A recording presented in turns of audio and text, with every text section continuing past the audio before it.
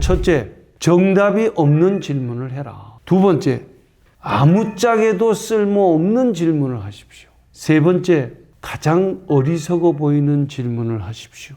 근데 어리석어 보이는 이유가 뭐냐면 가장 근본적인 것을 물어보기 때문입니다. 가장 근본적인 거 뭘까요? 나는 누구인가? 너 정말 네가 누군지 모르겠냐? 안녕하세요. 오해 책방입니다. 오늘 김형철 교수님의 필요할 때 꺼내 쓰는 최소한의 철학 지식을 들고 왔습니다. 우리 시대의 그랜드마스터 김형철 교수님 반갑습니다. 반갑습니다.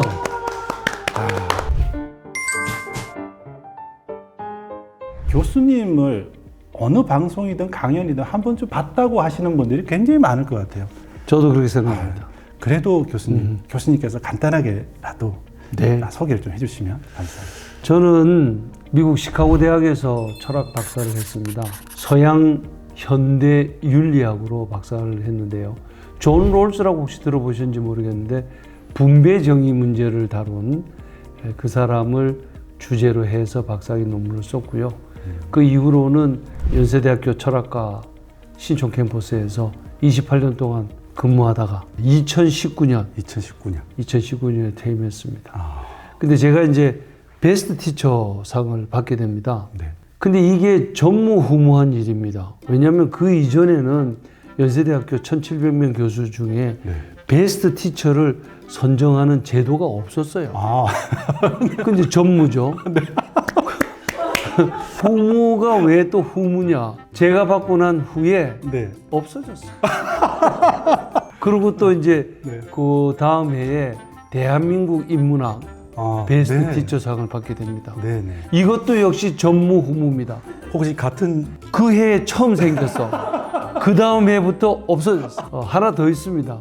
세리 CEO라고 네. 그 삼성경제연구소에서 하는 맞습니다. 네. 거기서도 대한민국이 내노라 하는 그 철학 강사들이 와서 강의를 하는데 네.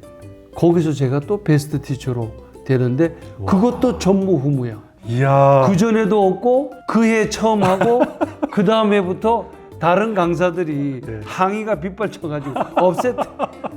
그래서 전무후무한 전무후무 삼관왕이십니다. 삼관왕을 그랜드 슬램. 와. 은퇴를 하셨다고 했지만 사실은 철학자가 은퇴가 없는 직업이 아닐까라는 생각이 좀 들어요. 그거 굉장히 좋은 얘기입니다. 직업으로서의 철학 교수는 퇴임이 있습니다. 그런데 삶을 살아가는 철학자로서는 퇴임이 없습니다. 네. 죽을 때까지 하는 겁니다. 예. 제가 책에 대한 이야기를 하기 전에 사실 개인적인 고민을 좀 한 가지 여쭤보고 싶어요. 네. 제가 30대는 40이 되면은 조금 좀 지혜로운 사람이 되지 않을까. 그리고 40대는 50이 되면 좀 아는 것도 많아지고 지혜로운 사람이 되지 않을까라는 생각을 했었거든요. 네. 제가 50이 되었는데 여전히 어렵습니다. 모르는 게 너무 많고 그렇죠. 또 공부해야 될 게 이렇게 큰 산처럼. 그렇습니다. 권력, 명예, 부, 이 세 가지를 다 거머쥔 사람이 있었습니다. 세상 사람들이 다 부러워하는 권력, 명예, 부 다 거머졌어. 그런데 막상 거머쥐고 나니까 세상 사는 게 허무한 거야. 이게 다야? 내가 이거 가지려고 내 젊은 청춘 다 보내고 건강해지면서 살아왔던가. 도사를 찾아갑니다. 도사님, 인생의 목적이 무엇입니까? 뭐라고 그랬겠어요? 이거 거의 광고 카피 수준입니다. 한평생 배우러 왔다 갑니다. 이게 무슨 얘기냐면요. 죽는 날까지 배워도 다 못 배운다. 저희 아버님이 어렸을 때부터 저한테 늘 하신 얘기였어요. 근데 저는 맨날 배우기만 하면 뭐하냐 그랬더니 인생 자체가 배우는 거예요. 그래서 50이면 지 1000명이라고 공자님이 말씀을 하셨는데 50이 돼도 나는 왜 여전히 배워야 될 게 많고 어깨가 무겁고 그렇습니다. 이럴까? 그렇습니다. 그 느낌이시지 않습니까? 맞습니다. 그거를 배움이라는 것을 갖다가 결과로 생각하지 마시고 과정으로 생각하세요. 그냥 이게 다 그럼 괴로운 상황이 오고 고통이 느껴지면 이것도 다 성장통이다. 내가 더 크려고 그러는가 보다. 이렇게 생각하시는 게 네. 맞는 거다. 평생 죽을 때까지 배우는 게 인생이군요. 그렇습니다. 인간은 배우기를 원한다. 어. 그리스의 철학자 아리스토텔레스가 네. 자신의 책 형이상학 제1권 1장 첫 문장에서 하는 얘기입니다. 인간은 배우기를 원한다. 공자님의 논을 읽어보셨죠? 예. 제가 또 어디 강연 가가지고 읽어봤냐 그랬더니 그랬을 때 물었어. 네. 첫 문장이 뭐로 시작합니까? 그랬더니 그분이 자활. 이게 자활은 이게 그냥 추임새로 본문 문장이 뭐냐고. 예? 학이 시습지면 불역여로라. 배우고 또 익히니 이 얼마나 기쁜 일인가. 서양 철학의 최고봉인 아리스토텔레스와 동양 철학의 최고봉인 공자가 공이 자신의 책 첫 문장을 배움으로 시작하는 것은 우연의 일치가 아닙니다. 똑같네요. 이건 인간 본성에 대한 깊은 이해를 가지고 있는 겁니다. 오. 그래서 예. 이게 배움이 부족하고 깨우치지를 못한다. 깨우치려고 노력하는 과정 그 자체가 인생입니다. 이야. 오죽했으면은 공자님께서 조문도 석가사.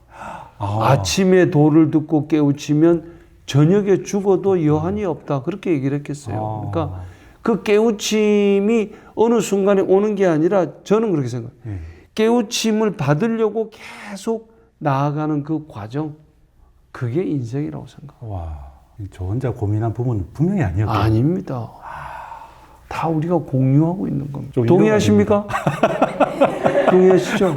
교수님, 그런데 세상에는 너무나 많은 지식이 있고요. 또 배워야 할 것도 너무나 많고. 맞습니다. 또 지금도 막 정보가 쏟아지잖아요. 이 많은 것들 중에서 그래도 뭔가 인생에서 가장 놓치지 말아야 될 질문 혹은 꼭 추구해야 될 어떤 근원적인 지혜? 그게 있다면 뭘까요? 요즘은 흔히들 왜 AI 시대라고 얘기를 하면서 그렇습니다. AI가 답을 해준단 말이죠. 그럼 사람이 해야 될 건 뭐예요? 질문하는 겁니다. 그런데 어떤 질문들 하시나요? 뭐 예를 들어서 오늘 저녁에 뭐 맛있는 거 먹고 싶은데 뭐를 추천해? 이런 걸 물어보시는 분들 많더라고요. 네. 또 뭐 어디 여행을 가고 싶은데 계획표를 짜줘. 그런 거 물어보시는 분도 있고 그런데. 저도 그랬습니다. 그죠? 그런 거 많이 물어보시잖아요. 근데 저는 세 가지 질문을 던지라고 권합니다. 첫째, 정답이 없는 질문을 해라. 지금 정답이 있는 질문들을 던지는 분들은 AI를 갖다가 검색 기능으로만 쓰고 계시는 거예요. 근데 우리가 진짜 던져야 될 질문은 정답이 없는 질문. 예를 들어서 나는 왜 사는가? 정답이 있습니까? 정답이 없습니다. 두 번째, 아무짝에도 쓸모없는 질문을 하십시오. 아무짝에도 무슨. 그렇습니다. 이게 쓸모 있는 질문을 자꾸 하는 거는 실용적인 답만 안 나와. 근데 아무짝에도 쓸모없는 질문을 던지면 실용적인 답이 나오는 것이 아니라 내 삶에 의미를 부여하는 그런 답이 나옵니다. 세 번째, 가장 어리석어 보이는 질문을 하십시오. 어리석어 보인다는 건 무슨 얘기냐면요.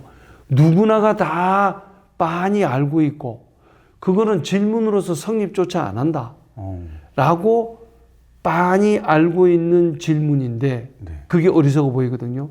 근데 어리석어 보이는 이유가 뭐냐면 가장 근본적인 것을 물어보기 때문입니다. 가장 근본적인 거 뭘까요? 나는 누구인가? 이거 너 정말 네가 누군지 모르겠냐? 이렇게 생각이 들 정도로 어리석은 질문이거든요. 그런데 그 질문을 우리가 던지고 나서 하고 어떤 깨달음이 오는 순간이 있습니다. 그걸 바로 철학자들은 늘 질문하는 거죠. 그래서 일반인들이 철학자들에게서 만약에 뭔가를 배우시려고 그러면은 저 사람들이 왜 저렇게 앞만 물어봐야 정답도 안 나오고 아무짝 뭐 그거 묻는다고 해서 돈이 되나 뭐 쌀이 만들어지나 아무짝에도 쓸모없고 네. 그리고 아주 저렇게 바보 같은 질문을 하냐. 어. 그렇게 생각이 드실 때 그렇게 생각하는 내가 이상한 거 아닐까? 자기 자신을 되돌이켜 보는 거. 이게 바로 성찰하는 질문입니다. 성찰하는 질문. 이게 바로 성찰입니다. 산은 산이고 물은 물이다. 어? 뭔 소리? 그 선승들 있잖아요. 예. 그분들이 화두를 하나 딱 잡아놓고 돌을 닦거든요. 그 화두라는 게 들어보면 진짜 어리석기 짝입니다. 산은 산이고 물은 물이다. 그 뭐야 그게? 아무 감흥이 안 오잖아요. 수준이 낮아서 그래.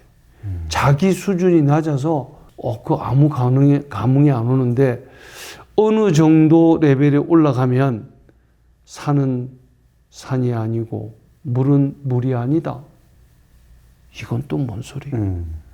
하면서부터 인간은요 마음속에서 뭔가를 느끼게 돼 있어요. 타고났습니다. 왜? 끊임없이 호기심을 가지고 있는 존재이기 때문에. 예. 애가 눈 뜨면서부터 어렸을 때 뭐 질문을 막 던져. 하루에도 애 엄마들 물어보세요. 옛날 한번 기억해 보세요. 애들이 뭐 아빠 이거 뭐야 저거 뭐야 뭐 나중에 되면 야 좀 그만 물어라. 똑같은 질문을 하루에 100번은 넘게 합니다. 그러니까 기억하시네. 네. 근데 그거를 그 어린아이의 호기심 요거가 바로 철학자의 마인드입니다.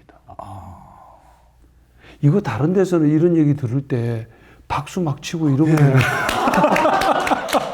제가 교수님 인터뷰 전에 롱테이블에 최근에 인터뷰한 영상을 봤어요. 교수님께서 정말 기뻐하시면서 올해 철학과에 지원한 학생 수가 역대급이라는 이야기를 하시더라고요. 맞습니다. 근데 그 이야기 하실 때 교수님 표정을 보면서 제가 어떻게 느꼈냐면 철학과에 지원했을 때 교수님이 받았던 시선, 가르치는 선생님으로서 교수로서 그 지난 긴 시간 동안에 철학을 대하는 대중적인 시선과 시대가 철학을 요구했던 그 여러 가지 시선들을 함축적으로 교수님께서 다 보여주시고 계신 게 아닌가라는 생각이 들었어요. 철학과에 지원한 학생들 면접을 하면은요, 학생들 중에 부모의 그 전폭적인 지지하에서 신청한 애들은 거의 못 봤습니다.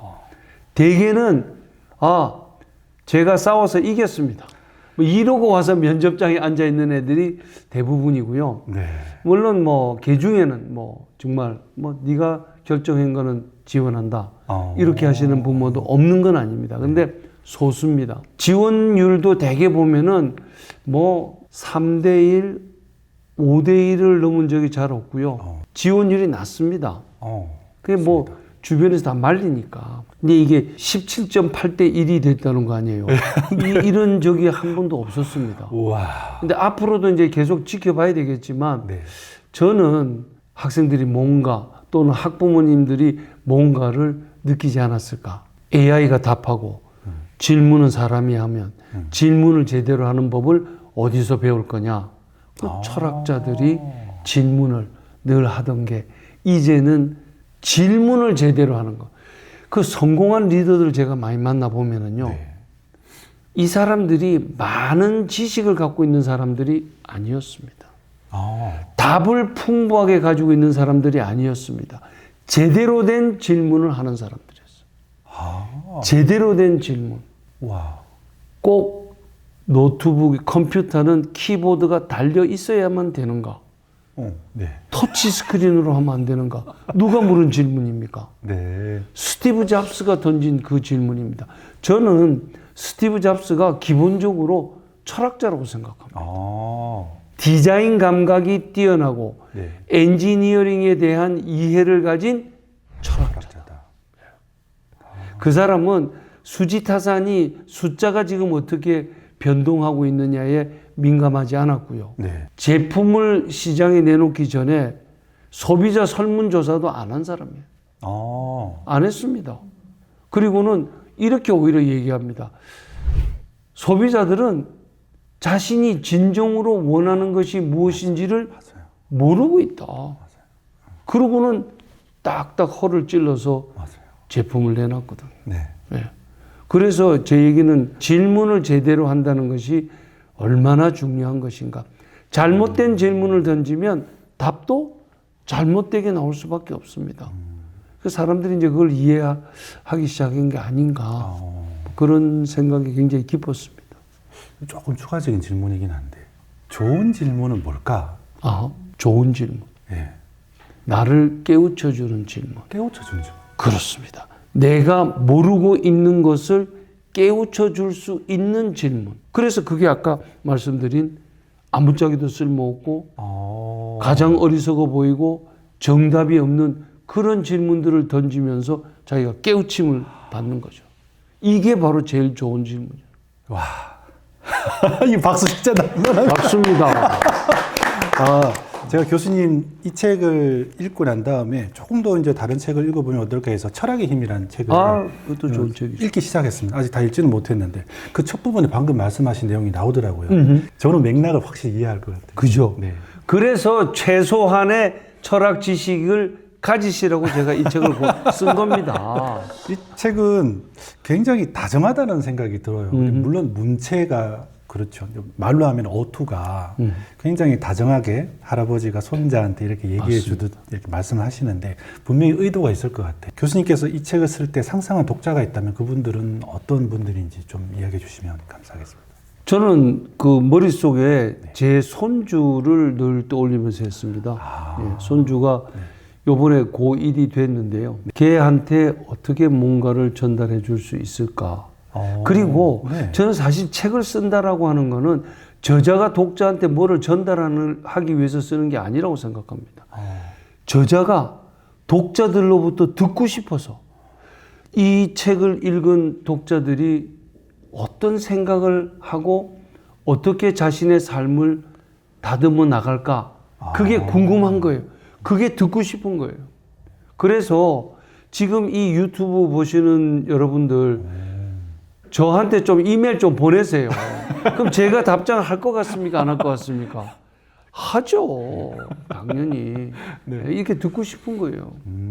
강의도 마찬가지입니다. 제가 강연 나가서 제가 하고 싶었던 말을 하러 나가는 게 아니고요. 내 강연에 궁금한 점이 있는 게 뭐가 있을까? 그거 듣고 싶어서 나가는 거예요. 최근에 제가 어떤 기사를 봤는데요. 1997년부터 2007년에 태어난 Z세대, 뭐 MZ세대라고 좀 확장하기도 하는데 이 세대들이 부모보다 IQ가 낮은 최초의 세대다.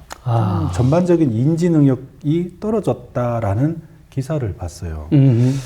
이게 가장 큰 원인이 디지털 기기, 스마트폰 이런 게 가장 큰 원인이다라고 얘기를 하는데 교수님이 이 책을 추천해 주신 추천사를 보면 김용권님의 추천사입니다.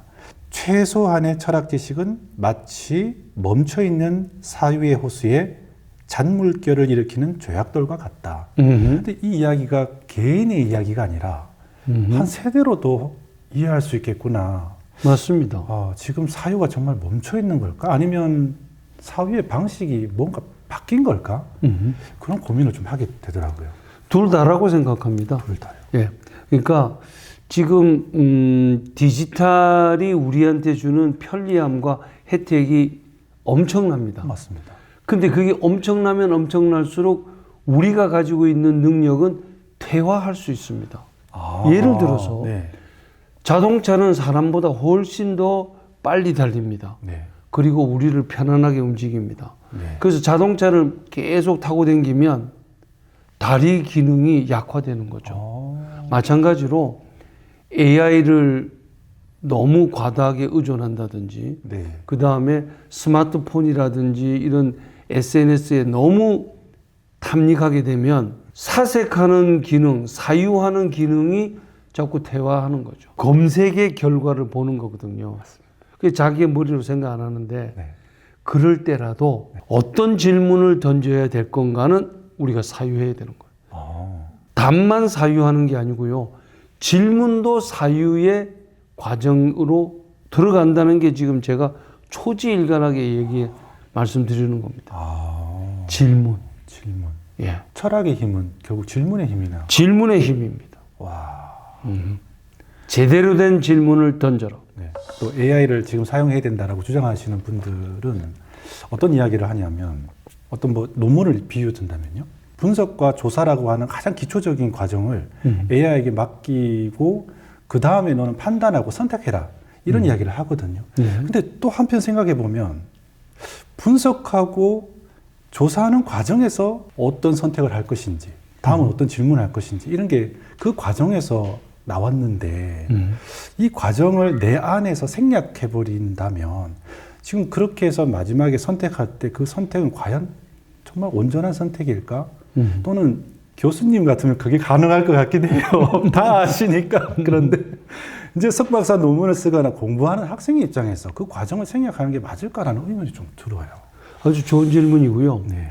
저는 그래서 이 비유를 이렇게 듭니다. 화가들 있지 않습니까? 예. 화가들이 이제 그림을 이전에 그릴 때 뭘 가지고 생계를 유지했냐면 귀부인들의 초상화를 그려주면서 네. 거기서 돈을 받고 이제 초상화를 건네주고 했어요. 네. 근데 이게 카메라가 등장한 거예요. 카메라가 훨씬 더 잘 찍어. 위기의식이 생기고, 이거 도대체 우리가 어떻게 해야 되느냐. 실제로 많은 화가들이 뭐 붓을 꺾기도 하고. 근데 일부 화가들은 그 카메라를 적이 아니라, 경쟁자가 아니라 자기 친구로 받아들였어. 그전에는 귀부인 보고 뭐 일주일 내내 같은 포즈를 취해라. 그래 뭐 힘들어 죽겠는데 그것도 화장 뭐 계속 하고 뭐 이래가지고 이제는 차가닥 한번 찍고는 네.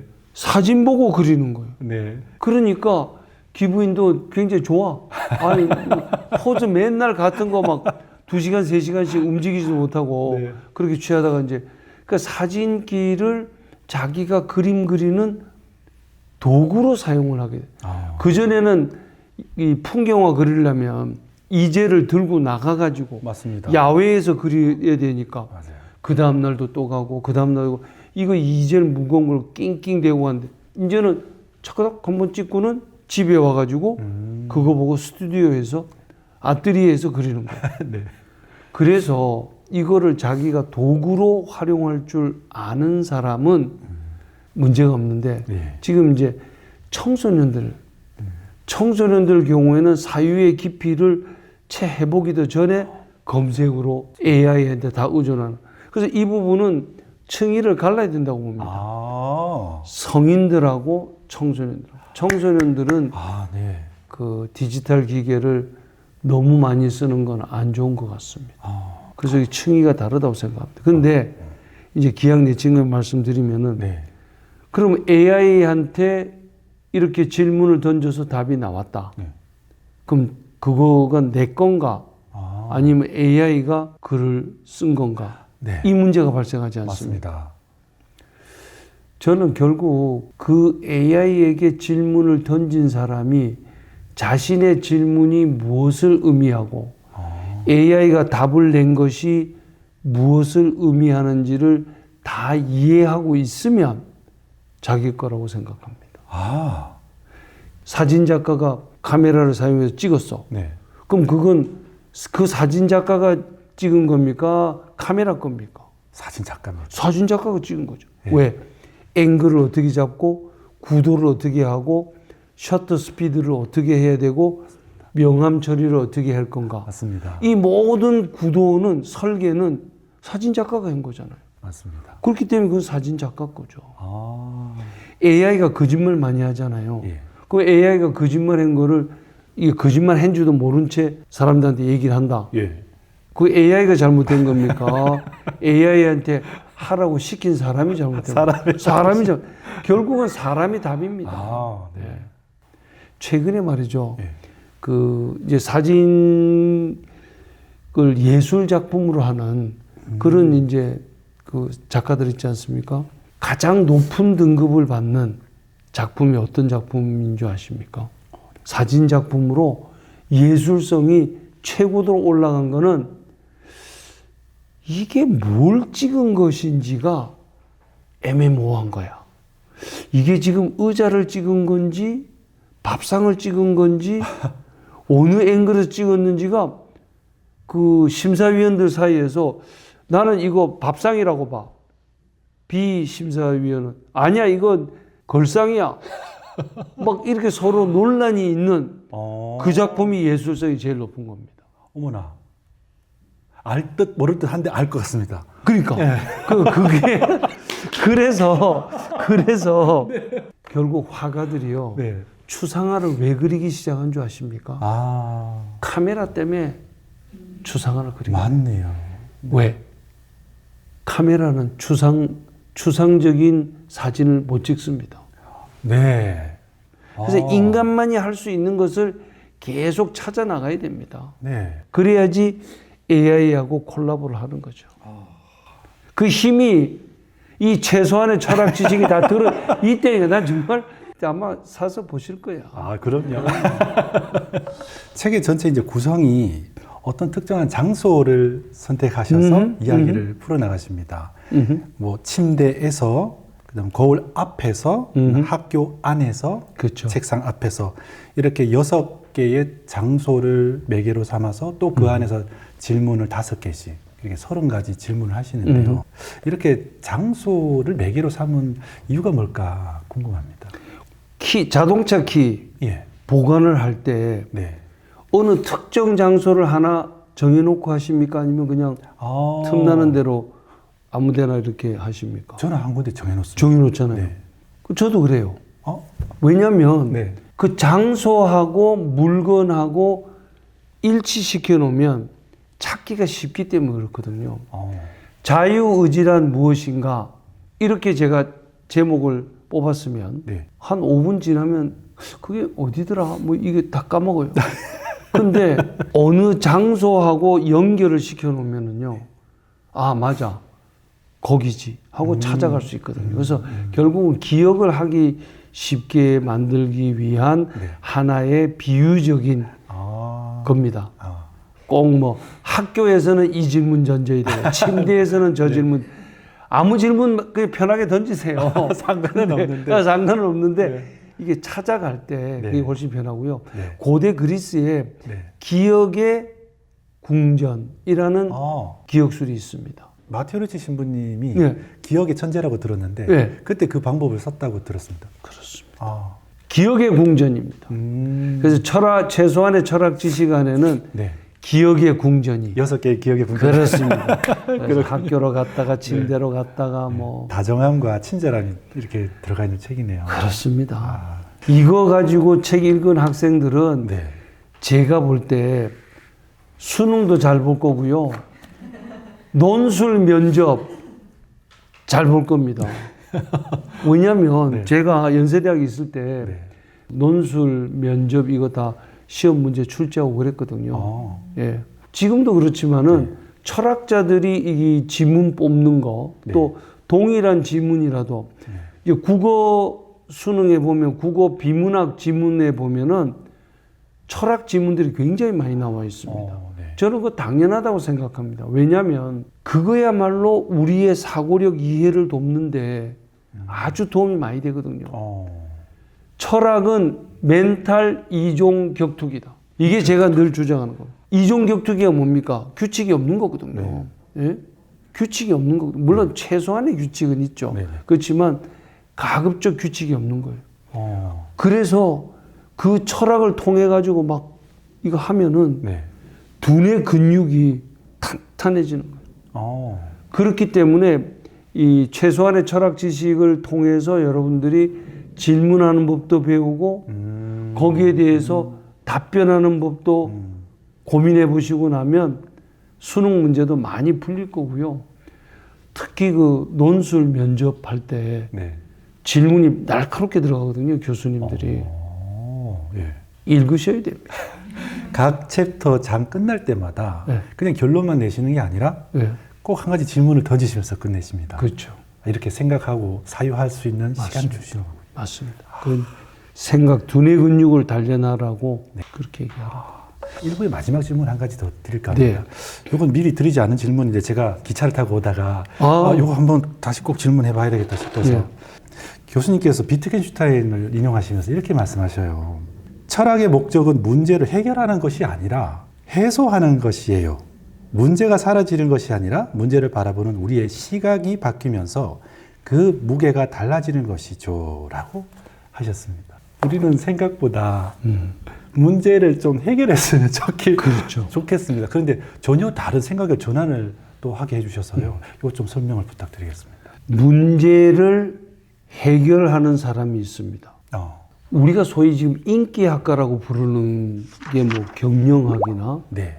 법학, 네. 의학 네. 이게 다 우리가 가지고 있는 문제들을 경영적인 문제, 네. 법률적인 문제, 의학적인 문제를 해결해 주는 학문들입니다. 맞습니다. 굉장히 살아가는데 중요하죠. 네. 근데 문제를 해결하는 것보다 더 중요한 게 있습니다. 문제를 발견하는 겁니다. 어디에 문제가 있는지를 발견을 해야 그 다음에 그걸 해결을 할 거 아니에요. 맞습니다. 그래서 문제를 발견하는 것이 해결하는 것보다 층위가 하나 더 위고요. 네. 문제를 발견하는 것보다 더 높은 층이 올라가면 네. 문제를 만들어내는 겁니다. 현실에 있는 문제, 아직 문제되고 있지 않지만 뭐가 문제가 될 수 있을 만한 소지가 있는지를 만들어내는 거예요. 그래서 시뮬레이션 하는 겁니다. 네. 이런 문제가 만들어진다면 이렇게 우리가 해결해야 되겠다. 예. 예를 들면 요즘도 주식들 많이 하시죠. 문제를 만들어내는 사람은 몇만 전자가 몇만 전자 된다고 할 때도 이때 만약에 전쟁이 일어난다면 어떻게 될까? 라는 질문을 던져보는 겁니다. 전쟁이 일어나지 않았을 때 그 질문을 던지는 것이 의미가 있는 거지. 그래서 이 문제를 만들어낼 줄 알아야 됩니다. 근데 네. 최상위층 거기에 올라가면 문제를 해소하는 거예요. 해소한다. 이런 시각에서 보면 문제야. 근데 시각을 달리하면 더 이상 문제가 안 되는 거예요. 예를 들어 드리겠습니다. 네. 투명한 유리병 안에 파리 한 마리가 들어가 있습니다. 파리가 병을 탈출하려고 한쪽으로 가서 탕하게 부딪혔어. 얼마나 아프겠어. 그렇지만 이제 살아남아야 되니까 또 가서 부딪혀. 그럴 때마다 지금 이제 이 파리의 머릿속에는 야, 이거 어떻게 해야 내가 이 병을 탈출하는가. 네? 얘가 문제를 해결하려고 할 때는 그 병에 점점 세게 부딪힐 거예요. 네. 이 스피드를 더 내면 어떻게 되나? 자신이 죽죠. 나중에 가면 지가 죽어. 실제로 보면 병 안에 죽는 파리들 많이 봤어. 근데 문제를 해소한다는 건 뭐냐? 방향을 돌려서 위를 쳐다보니까 구멍이 뚫려 있어. 일로 나가면 돼. 근데 우리는 혹시 문제를 해결하려고만 하고 있지 이게 더 이상 문제가 되지 않는 해소하는 것은 생각조차 안 하고 철학자들이 그런 걸 찌르는 거예요. 그게 바로 소크라테스가 나는 아테네 시민의 등해가 되겠다. 아테네 시민이라고 하는 아주 게을러 빠진 소가 있어. 거기서 등해가 이 파리의 일종입니다. 막 등을 쪼아가지고 끊임없이 움직이게 만드는 깨어있는 존재로 만들겠다는 거죠. 그 얘기가 뭐냐면 깨어있으려면은요 문제가 더 이상 아니다라는 것을 알 수 있도록 도와줘야 되는 거예요. 예를 들면 죽음을 두려워하지 않는 사람이 누가 있습니까? 다 죽음이 두렵죠. 왜 무섭냐 그러면은 살아있는 내 가까운 사람들하고 더 이상 같이 지낼 수가 없는 게 두렵다.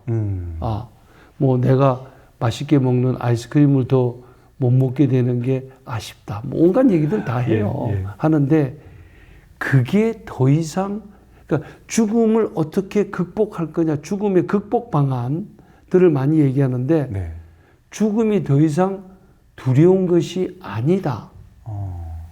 라고 하는 것을 깨우치게 해주는 거. 이게 문제를 해소시켜 버려요. 이건 회피하거나 말장난이거나 그게 아니라 아니고 진짜 궁극적인 문제 해결이네요. 그렇죠. 해소가. 그래서 혹시 절에 가시면은 불이 아니 불자에 두이자 현판 써 있는 거 혹시 보신 적 있습니까? 네. 한번 사찰에 갔을 때 유심히 보십시오. 예. 둘이 아니다 이 말이거든요. 네. 뭐가 둘이 아니냐? 삶과 죽음이 둘이 아니다. 이 깨우침을 가지게 되면 죽음에 대한 두려움이 해결되는 게 아니고 해소되는 거예요. 이게 완전히 다른 그 무엇이라고 생각했을 때 이걸 어떻게 해결할 거냐 가지고 골머리를 하고 뭐 하는데 예. 둘이 아니다. 그러면 문제 자체가 해소돼 버리는 거예요. 와. 이게 철학자들이 계속 추구하는 겁니다. 어려우시죠? 근데 어려운 거가 도움이 된다니까요. 네. 도움이 된다니까. 죽음의 공포로부터 벗어날 수 있다는데. 그럼요. 교수님께서 1973년도에 네. 연세대학교 철학과를 지원하셨잖아요. 그렇습니다. 그때 세상을 좀 제대로 알고 싶어서 철학에 관심을 갖게 되었다라고 하시더라고요. 근데 왜 그 생각을 하셨을까에 대해서는 어떤 영상인지도 찾아볼 수 없었는데 그 계기가 뭘까가 궁금합니다. 제가 네. 고등학교 2학년 때 그 연애 감정을 느낀 적이 있습니다. 어머. 최초로 여기서 공개합니다. 네. 그 여학생은 일본 여학생이었어요. 그때 그 부산에 고등학교를 다니고 있었는데 네. 일본 학생들하고 단체로 예. 이렇게 자매 결연이 맺어져 있어가지고 네. 같이 이제 버스 타고 20명이죠. 20명이 일본을 쭉 여행하고 또 걔네들이 한국 와서 한국 여행하고. 근데 그 여학생 중에 한 명이 상당히 그 마음에 들어가지고 근데 깨져버렸어. 짧은 시간이지만. 네. 그러니까 마음의 상처를 입고 야 이게 산다는 게 뭐냐 이런 생각이 들고 근데 이제 더 직접적인 그 계기는 네. 고등학교 선생님이 계셨는데 네. 그분이 윤리 선생님이었어요. 근데 이제 수업 시간에 뭐 말씀하시고 그러는 게 너무 마음이 와닿는 거예요. 저렇게 철학적 사고와 지식을 가지면은 인생을 정말 제대로 알고 풍부하게 살겠다. 이런 생각이 막 솟구쳐가지고 네. 그래서 결심한 거예요. 세상을 알고 살아야 되겠다. 그러니까 연애 감정 있다가 실현당하는 건 뭐 짝사랑이죠. 네. 그 아픔하고 네. 그 선생님의 가르침 네. 이 두 개가 그냥 스파크를 일으켜가지고 철학을 하면은 인생을 알면서 산다. 이렇게 생각을 합니다. 저도 비슷한 경험이 있는데. 고백하시지 뭐. 거울 앞에서라는 장인데요. 헤겔을 인용하시면서 이렇게 말씀하셔요. 인류 역사는 인정투쟁의 역사다. 그리고 그 비유를 사랑에 비유해 주셨거든요. 만약 상대가 내 마음을 받아들이지 않는다면 그 관계 속에서 상대방이 나를 특별하게 여긴다는 생각은 들지 않을 거예요. 오히려 스스로를 수많은 지인 중에 한 명 정도로 여길 거예요. 반대로 상대방이 내 마음을 받아들이고 따뜻하게 대해준다면 그때는 상대방에게 자신이 특별한 존재라는 자기의식이 생길 거예요. 사랑은 자기의식이 타인의 인정 속에서만 분명해진다는 걸 보여주는 사례예요. 너무 공감이 됩니다. 누군가에게 사랑을 고백을 했는데 상대방이 나의 마음을 받아들여주지 않을 때 그렇죠. 그 상대방의 마음도 사실 존중을 해야 되지만 그 앞에서는 나는 굉장히 작아지잖아요. 맞습니다. 반대로 내 마음을 있는 그대로 받아들여주는 어떤 사람을 만났을 때 정말 충만함을 느끼거든요. 그래서 이 부분을 교수님께 질문 드리려고 했는데 사랑에 대한 이야기로 철학의 계기를 삼았다 하시니까 이유가 공감이 됩니다. 그 두 가지 사건이 네. 그 동시에 저를 끌고 간 거죠. 그러니까 뭐 실현당한다고 해서 또는 네. 사랑의 감정이 무산된다고 해서 다 철학하는 건 아니죠. 그러니까 네, 맞습니다. 그 선생님의 입금하고 네. 요 계기하고 네. 이 두 개가 같이 굴러간 거죠. 네. 근데 그 인정투쟁의 역사라는 건 굉장히 중요한 얘기입니다. 그러니까 사람은 누구나 인정받기를 원하죠. 맞아요. 근데 공자님이 또 이런 얘기를 합니다. 남으로부터 인정받지 못하는 것을 서러워하지 마라. 내가 혹시 남을 무시하고 있는 것은 아닌지를 염려하라. 그러니까 사람들은 인정받고 싶어 하면서 네. 남을 인정할 생각을 잘 안 해. 어머나. 자기가 인정받기만을 원하고. 근데 상당히 자기의 관점에서만 세상을 보는 거예요. 그러니까 이거를 넘어서려면 역지사지할 줄 아는 그 능력. 근데 역지사지한다는 게 결국 무슨 얘기냐면 상상력을 발동하는 거예요. 상상력을. 네. 내가 저 사람의 입장에 들어가서 세상을 보는 거예요. 또는 나를 보는 거예요. 네. 근데 그게 실제로는 절대로 그렇게 할 수가 없죠. 근데 이제 상상해 보는 거예요. 내가 저 사람 입장이라면 어떻게 될까? 아까 제가 앞에서 강연하러 나가는 거는 독자들의 얘기를 듣기 위해서 나가는 거지 내 하고 싶은 얘기 그냥 던지고 돌아서서 오려고 가는 게 아니다고 말씀드렸잖아요. 네. 그게 바로 역지사지하는 거예요. 책을 쓰는 것도 그림을 그리는 것도 나를 표현하는 모든 것은 내 표현에 대해서 세상 사람들이 공감하는지 안 하는지 이게 물론 공감해 주기를 원하죠. 맞아요. 그걸 갈망하는 거거든요. 그게 바로 인정받고 싶은 거예요. 근데 뭐 말은 뭐 세상이 나를 버린다 해도 나는 상관 안 해. 말은 그렇게 하지만 네. 씁쓸하죠. 맞습니다. 씁쓸하죠. 그래서 만약에 상대방이 나를 인정해 주지 않고 계속 무시하잖아요. 네. 그럼 자기도 적개심이 생기고 거기에 복수하려고 그러고 그래서 이게 너 나를 인정해. 아니야 네가 나를 먼저 인정해. 이것 때문에 전쟁도 일어나고 지금 전쟁이 일어나는 게 뭐 때문에 일어나느냐. 너 왜 나를 무시해? 맞습니다. 왜 나를 업신 여겨? 이거 가지고 네가 나한테 더 그랬지. 이러고 전쟁하잖아요. 네. 해결 얘기가 그거예요. 와. 그래서 저는 이런 얘기도 합니다. 사람들이 오디션 프로그램 보셨죠? 네. 거기 보면 서로 상을 받으려고 인정받으려고 막 그러거든. 네. 근데 상을 받는 사람이 더 강한 사람입니까? 상을 주는 사람이 더 강한 사람입니까? 주는 사람. 주는 사람. 또 학생이 지난번에 와서 그래요. 자기는 꿈이 크대 해서 뭐냐 그랬더니 나이 30 되기 전에 연봉 1억 원을 벌겠다는 거예요. 야무지다. 네. 근데 1억 연봉 주는 사람이 되라. 왜 받는 사람이 되려고만 해? 주는 사람이 되려고 하지. 예. 그러니까 이게 모든 게 두 바퀴가 같이 가는 거거든요. 맞아요. 근데 뭐든 자꾸 받으려고만 하는 것보다 받기도 하지만 주기도 하고. 네. 내가 인정받는 가장 좋은 길은 상대방을 먼저 인정하는 거다. 이 너무나 단순한 진리를 사람들이 놓치는 거예요. 그러니까 서로 네가 날 인정해, 네가 날 인정해, 뭐 인정받기만을 요구하고 있는 안타까울 따름이죠. 지난번 교수님 강의 중에 세상에는 3가지 부류가 맞습니다. 있다 말씀하시면서 매처랑 테이크랑 기보. 예.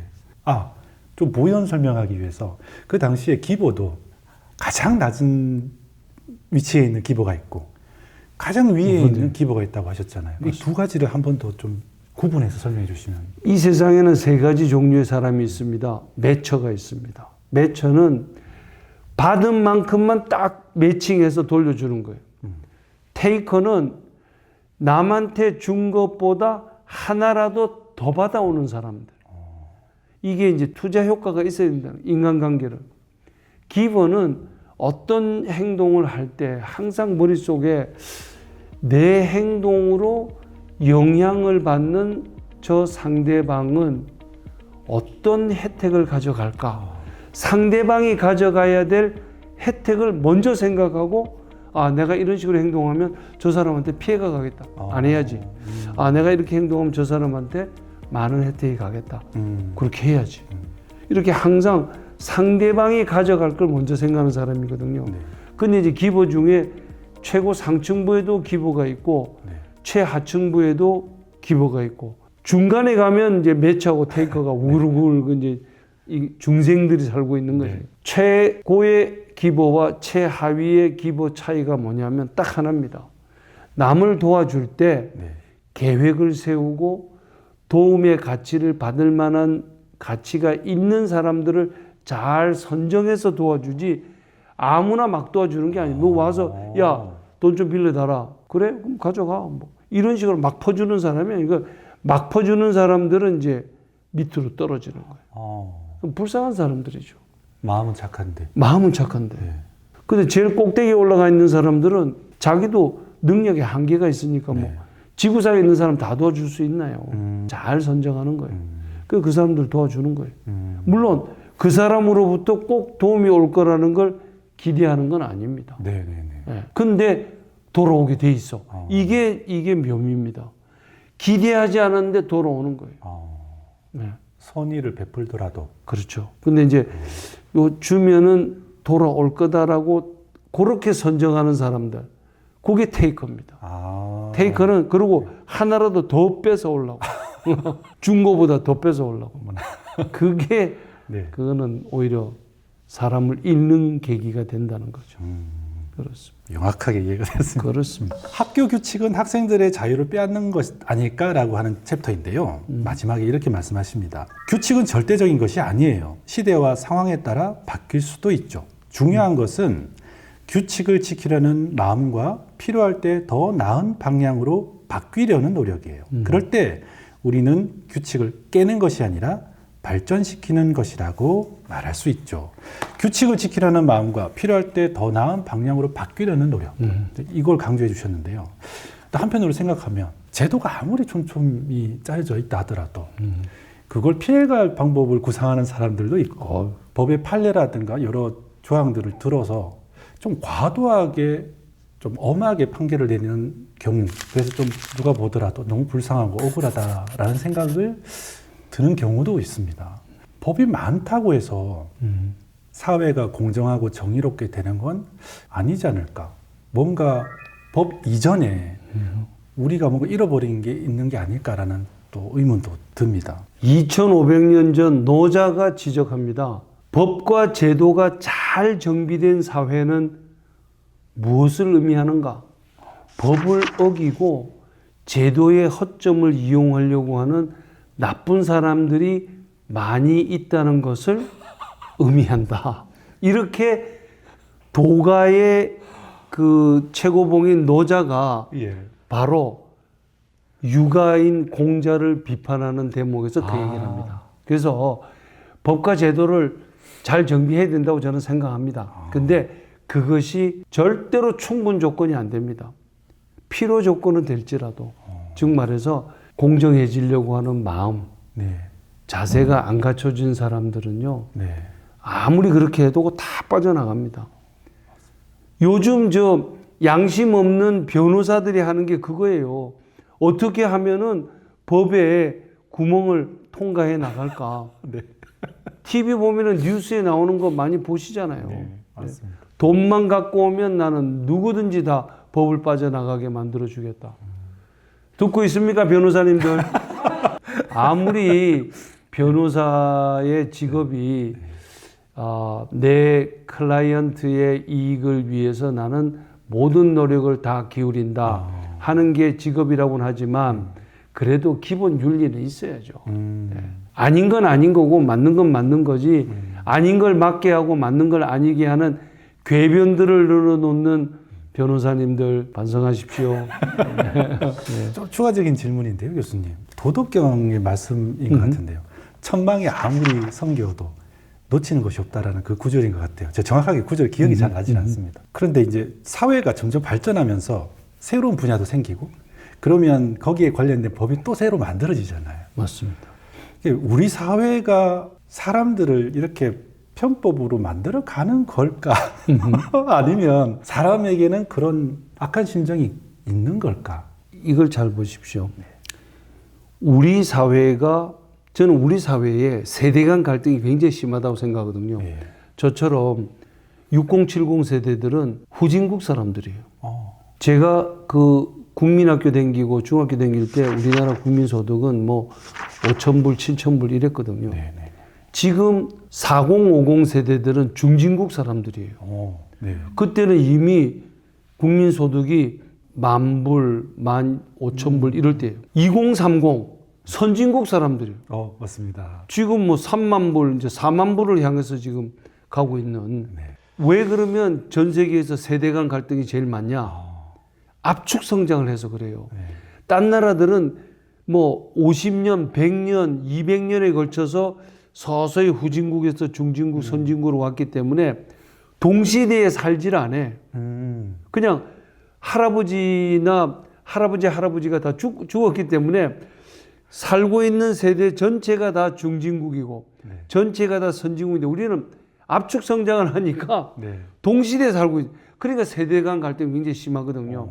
근데 네. 이 얘기를 왜 꺼냈냐면 우리가 이제 후진국, 중진국 시절 때는 선진국들이 최첨단 기술을 가지고 여러 가지 문제에 고민을 해가지고 법령을 만들어 놓으면 네. 우리는 뒤따라가는 입장이니까 그냥 수입하면 돼.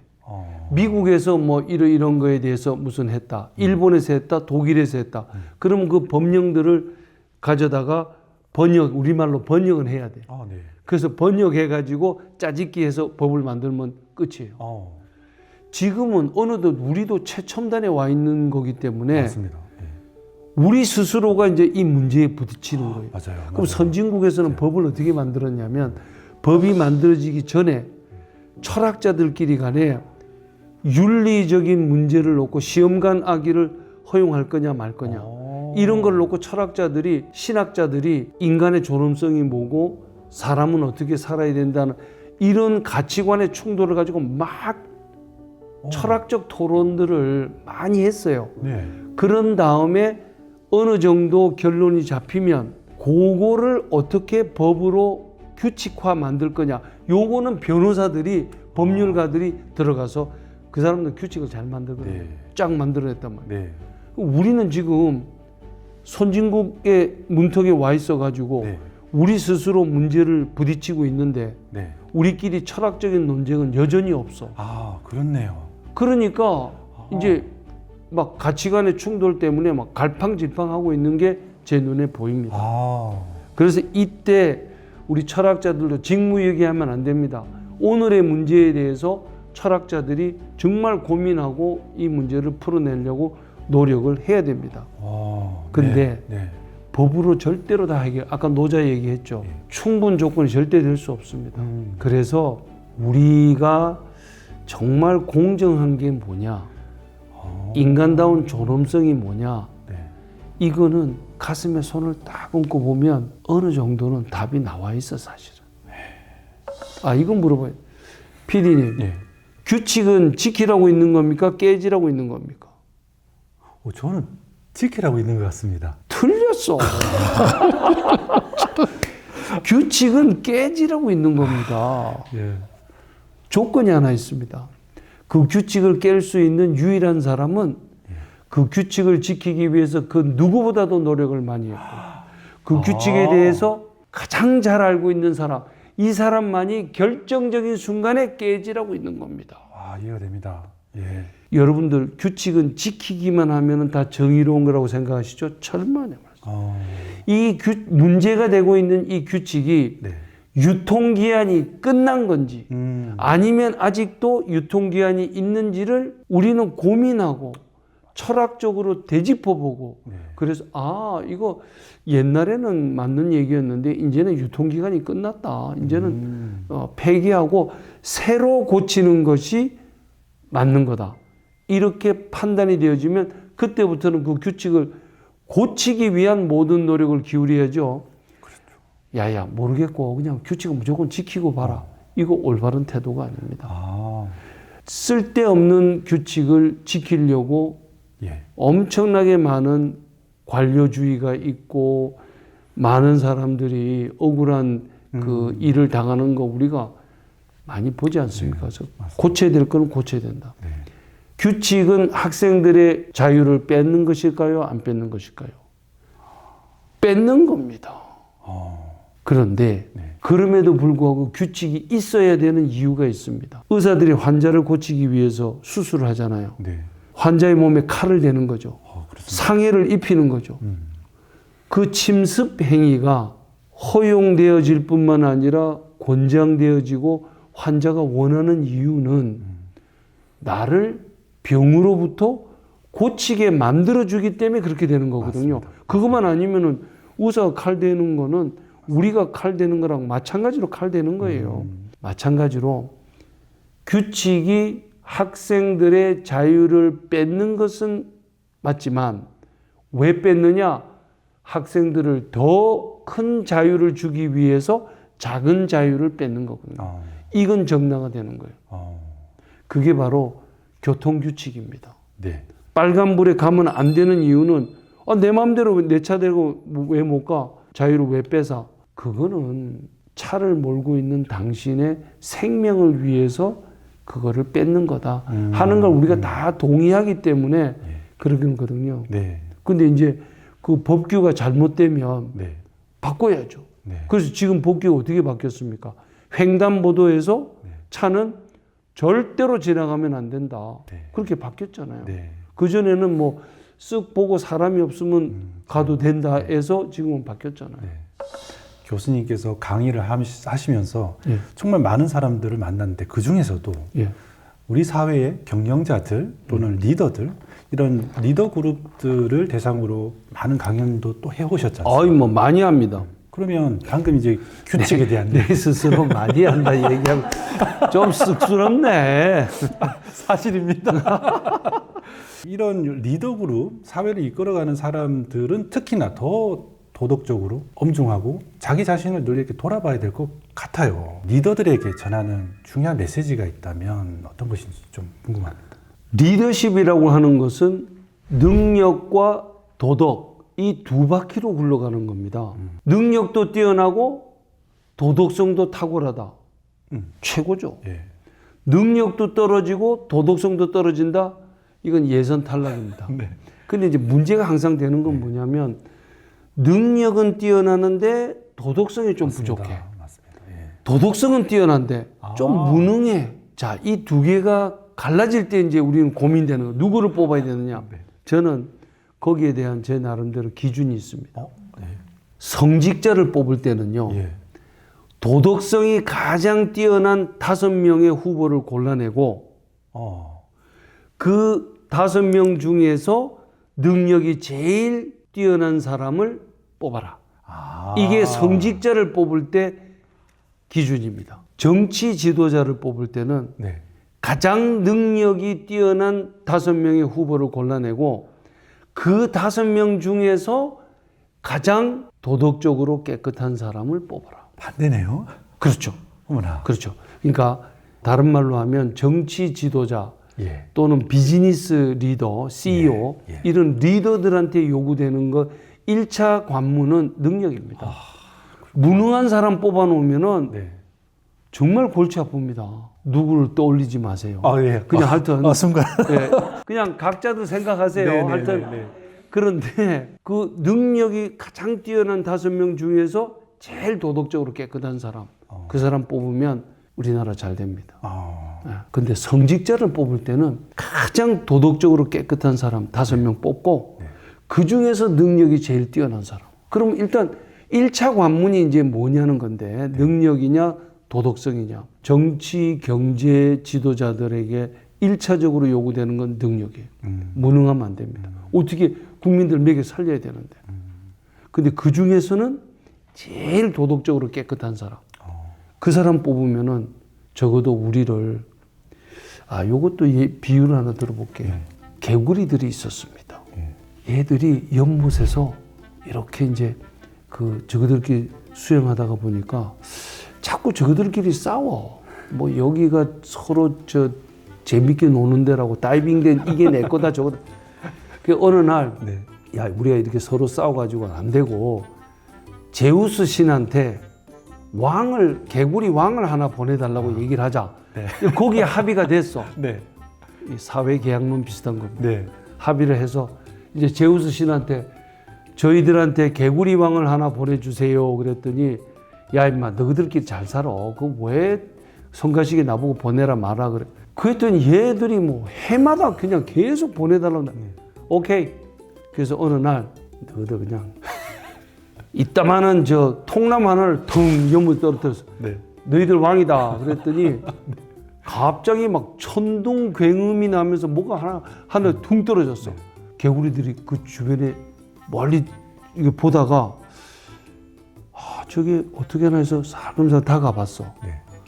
움직이질 않아. 뭐 통나무가 움직이겠어? 네. 그러니까 한 놈이 탁 위에 올라탔어. 그래도 가만히 있어.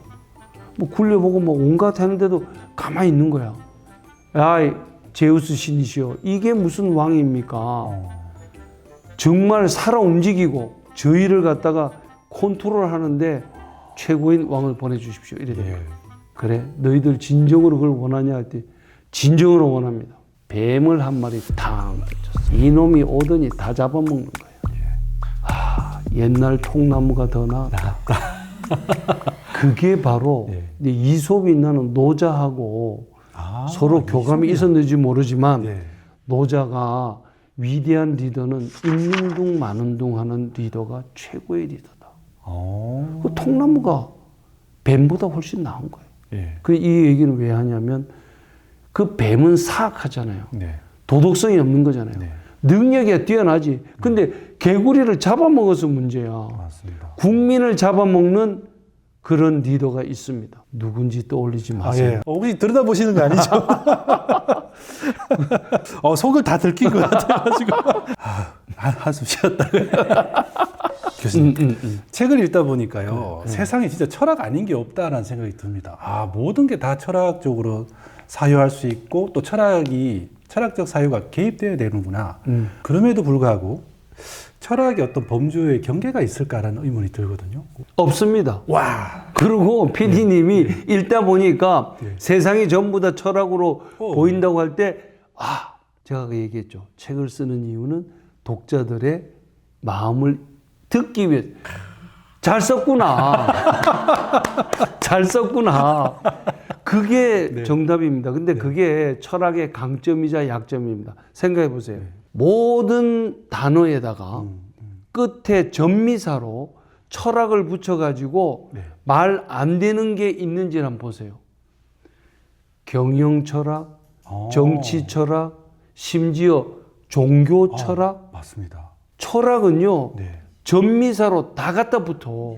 그렇네요.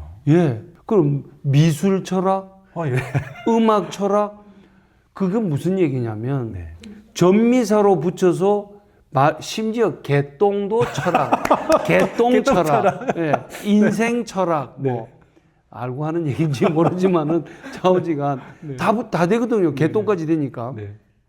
그게 무슨 얘기냐면 응용 범위가 무한대다. 경계가 없다는 얘기입니다. 어떤 거는 뭐 꽤 폭이 넓어도 전미사로 붙였다가 그건 무슨 뭐 말이 안 되는 것 같아 이런 게 있지만 철학이 없는 이유는 바로 세상 모든 거를 다 철학적 관점에서 볼 수 있다는 겁니다. 그래서 경계가 없다는 거군요. 왜? 철학은 메타 학문입니다.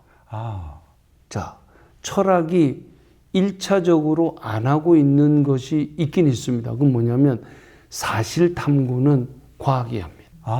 사실이 어떤지 현실이 어떤지는 과학이 하는 거고요. 기왕 얘기한 김에 종교도 얘기를 할게요. 종교는 뭐냐? 종교는 믿음의 세계거든요. 과학은 사실의 세계고 그럼 철학은 뭐냐? 경계의 세계고 의미의 세계입니다.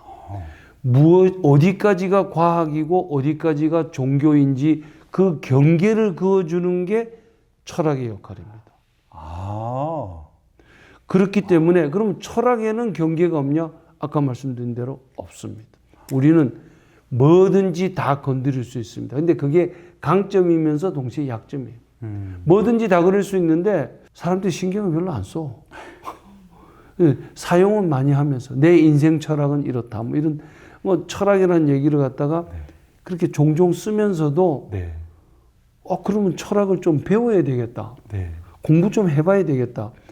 직접 혼자 하는 게 힘들면은 최소한의 철학 지식 책을 좀 읽고 김영철 교수님이 하신 말씀이 뭔지를 이해를 해보려고 노력을 해야 되고 그래도 이해가 안 되면 이메일 보내서 몇 장에 그 몇 페이지에 있는 그 밑줄 끊고 이거 이해가 안 됩니다. 말씀을 해주세요. 이렇게 해야 되지 않겠습니까? 맞습니다. 교수님, 철학 너무 재밌습니다. 그러니까 저는요 아까 시작에 진짜 프로는요 무거운 주제를 무겁게 얘기하면 프로 아닙니다. 무거운 주제를 가볍게 얘기할 수 있어야 되고요. 와. 가벼운 주제를 가볍게 얘기하죠. 그럼 개콘 보지. 우차사 보고. 뭐하러 이런 유튜브 봅니까? 가벼운 주제를 무겁게 얘기할 수 있어야 됩니다. 그래서 무거움 속에서 가벼움을 찾아내고 네. 가벼움 속에서 무거운 것을 느낄 수 있다면 그게 바로 최소한의 철학 지식이다. 와. 박수 치셔야 됩니다. 박수를 강요하는 이런 연사가 있습니까? 아, 너무 재밌습니다. 이렇게 저렇게 이야기를 하다 보니까요. 마지막 질문이 왔는데 너무 아쉽습니다. 오늘 오신 방청객분들이 계신데 제가 못한 질문 혹시 드리고 싶은 질문 있으면 질문 받겠습니다. 장소로 나누셨다고 하셨잖아요. 그럼 이제 어느 장소에 가든 그 질문이 이제 떠오르게 되는 걸 말씀해 주셨는데 오늘 뭔가 이 스튜디오에서 이야기를 나누면서 어떤 질문을 떠오르면 와.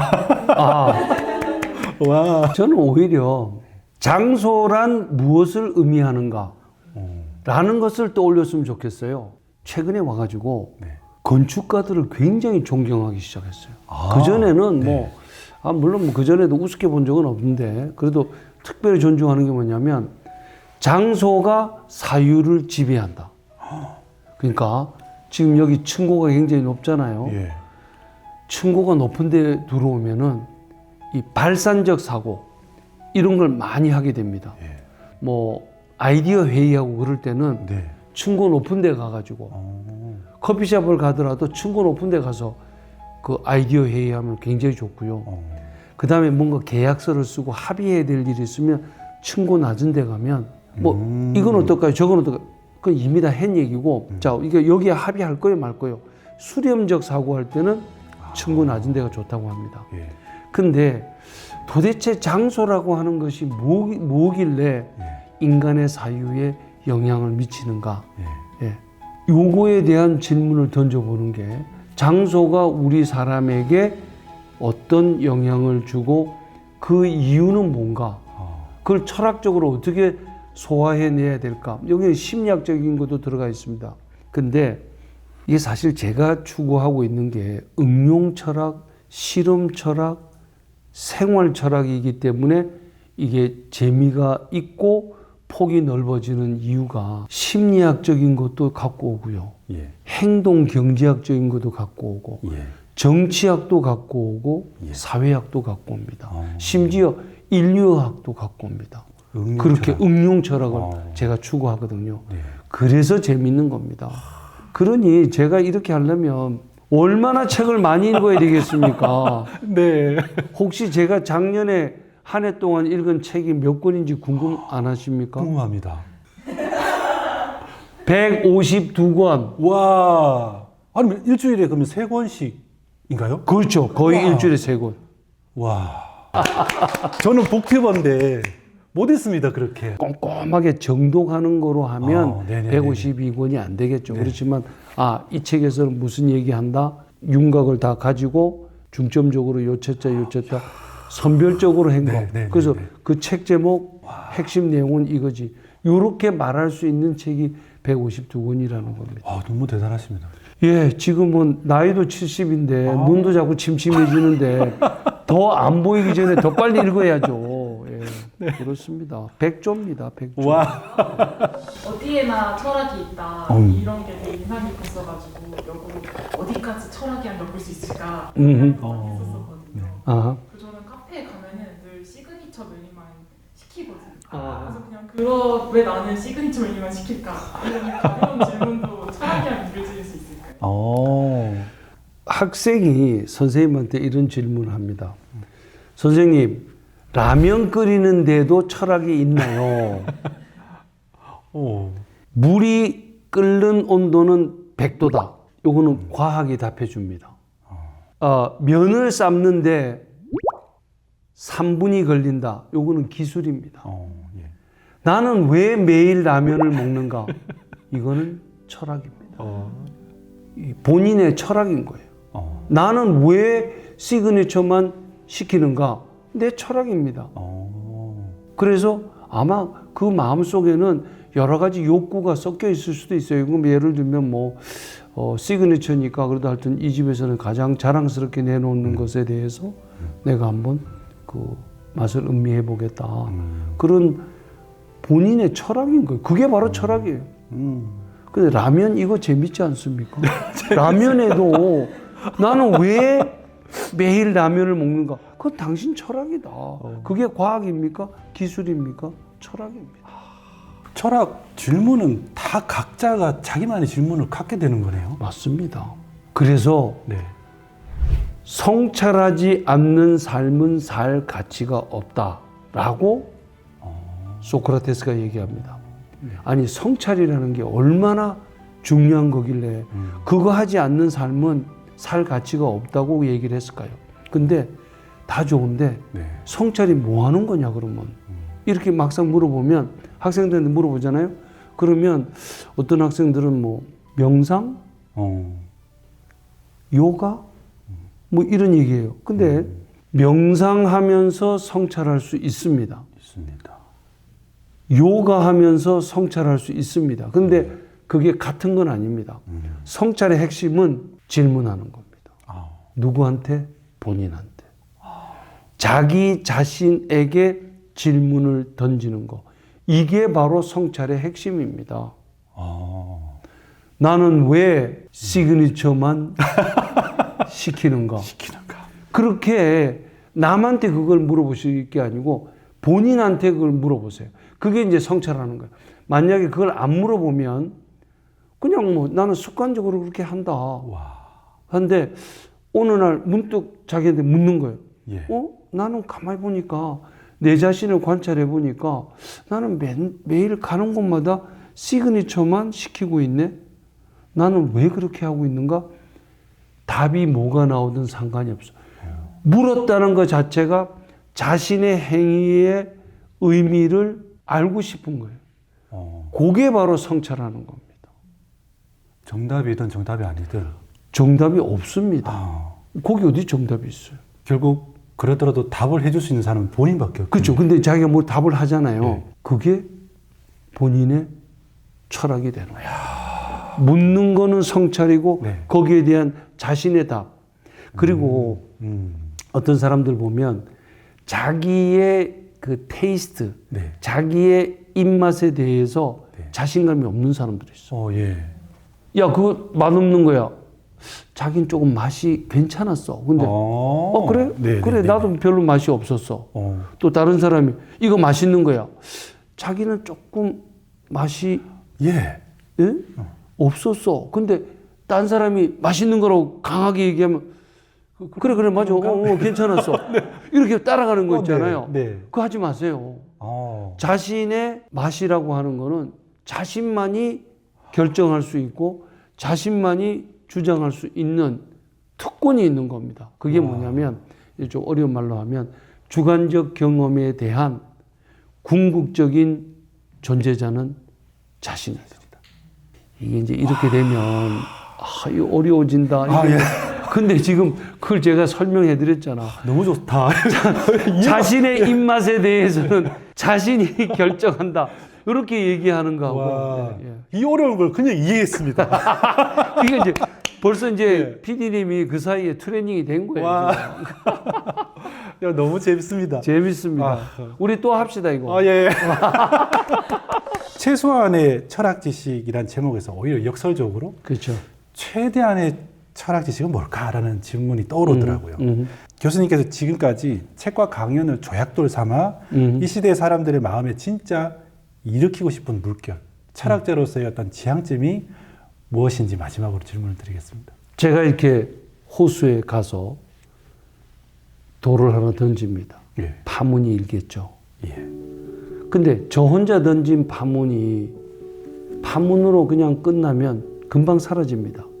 제가 원하는 거는 제가 던진 그 돌의 파문을 보고 옆에 사람이 또 자신의 돌을 던져서 파문을 일으키고 또 그 옆에 사람이 그걸 보고 일으키고 이렇게 해서 저처럼 호수에 돌을 던져서 파문을 일으키는 추천서에 나온 그 조약돌. 예. 저는 한계를 던졌지만 네. 최소한의 철학 지식을 읽은 독자들 중에 아 나도 던져봐야 되겠다 해서 이게 파문이 계속 이어질 때 호수 전체가 출렁이고 살아있는 그런 형태로 갈 거라고 저는 생각. 그게 궁극의 목표고요. 네. 제가 1년에 150회 강연을 나갑니다. 와. 근데 네. 그 나가면서 어떤 순간에 제가 제일 그 기쁨을 느끼냐면 그 청중 중에 가끔 그런 분들 계세요. 아, 교수님 말씀에 또 강연을 듣고 나서 그래서 바로 최소한의 철학 지식 책을 사봤습니다. 네. 그래서 읽었습니다. 네. 그래서 거기서 깨달음이 왔습니다. 거기서 말씀하신 칸트의 얘기를 듣고 저는 가슴이 뭉클해져서 네. 그 다음 날로 바로 사표를 내기로 결심했습니다. 직장. 그 이제 변화가 온 거예요. 아. 그런데 네. 실제로 내지 않았거든요. 얼마나 다행입니까? 그 남의 인생에 제가 책임 다져라 그러면은 예? 그 너무 큰 부담이고요. 근데 하여튼 그 순간에 자기가 좀 뭉클했다는 거예요. 아, 네. 그러니까 네. 이제 이런 거를 잔잔한 호수에 돌을 던져라. 네. 이게 제 응용 철학, 네. 인생 철학, 네. 실험 철학의 목표입니다. 와. 이상입니다. 아, 오늘 교수님 진짜 재밌고 귀한 이야기 많이 들었습니다. 저는 왜 철학과를 가지 않았는지 잠깐 후회를 했습니다. 하지만 그 서러움을 이 교수님의 책 최소한의 철학 지식으로 대신할까 합니다. 오늘 교수님 귀한 이야기, 재밌는 이야기 감사합니다. 네, 감사합니다. 저희 다음에 또 볼 수 있는 기회가 있겠죠? 아이, 그럼요.